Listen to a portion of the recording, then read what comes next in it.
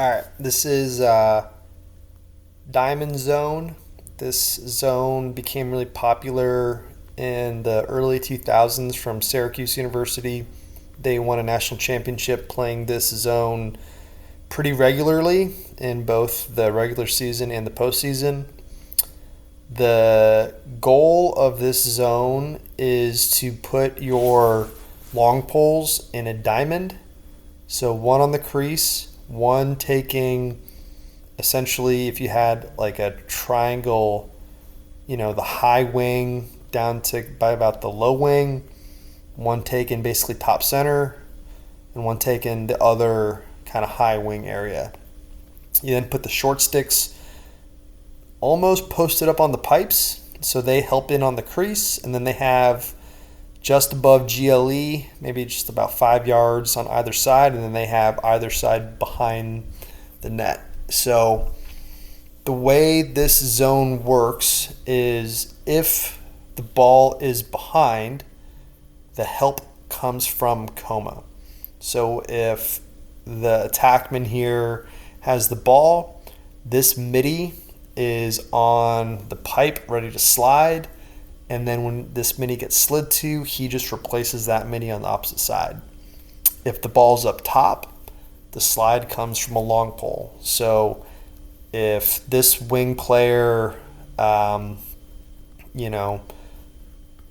to attack, you're going to slide from the crease, and then you have another defender recover to the crease, and you always have your defenders up top and your middies down low.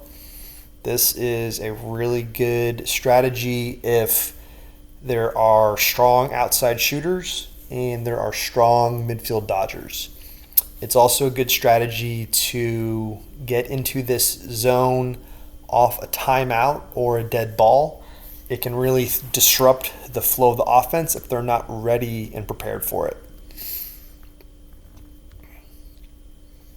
Okay, so in this example, we're going to walk through what happens if we have to rotate.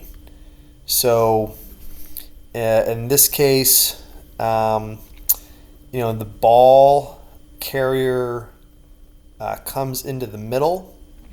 The middle defender then ends up with two players in his zone. And so now the low defender is going to rotate up. The crease defender is going to pop out and fill him.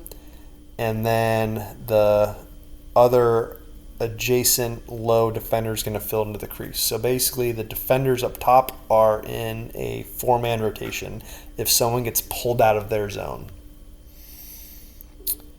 Now we're going to go over, what it looks like when the ball goes behind.